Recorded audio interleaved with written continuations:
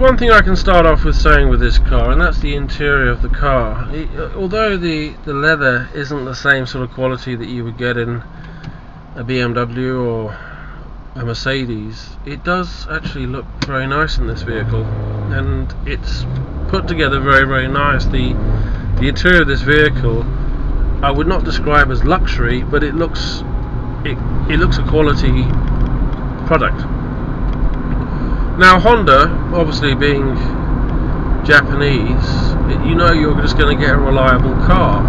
Now at this moment in time, I believe the 10 most reliable car manufacturers in the world, every single one of them is Japanese. I mean, that speaks volumes. Now this particular car, I'll start off with the basics. The rear visibility, it is obstructed by 3 headrests, and quite considerably so too. The wing mirrors are not bad, they're at a good level height wise, and you can see where you've been, so they're okay. The instrument cluster, it's clear from obstruction from the top of the steering wheel, and it's very easy to decipher the information as you're driving along. The center console here is very easy to operate. There's no doubt in my mind that once you're familiar with everything here, you could operate this without even taking your eyes off the road. You know, you don't see that very often in cars, and that is a very good point. This is the 5-speed manual. It's by no means a fast or powerful car, and to be fair, I think it could do with a bigger engine. Like I had a roundabout now, you've really got to rev this thing to get it going and out in the flow of traffic. And once you rev, the revs really die off very, very soon, so I can't say I'm happy with the engine at all. The gear stick's in a nice position. I like the location of it. The driving position's good.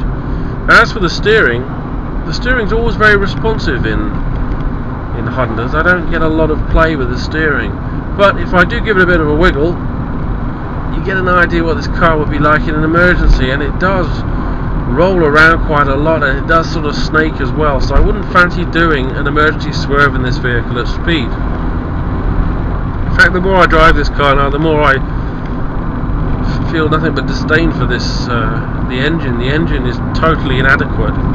The only other car I can think of that compares to this with the engine inadequacy and the power lack is the Nissan Qashqai. Great cars, greatly put together just like this one, but it just lacks any power. I mean, it just will not go anywhere.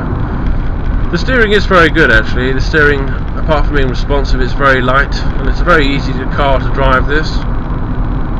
If anything, maybe the seating position could be a little bit lower, but I suppose we can do something about that. Plenty of headroom.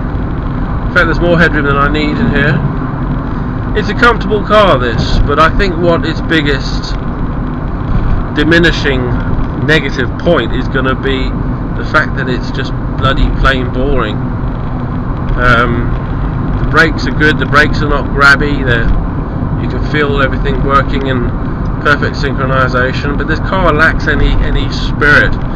It lacks any, I would say it lacks a backbone, but it just doesn't have any spice to it. And that's a shame, because I think if they put a nice big powerful V6 in this or something, it would just open up a whole different can of worms.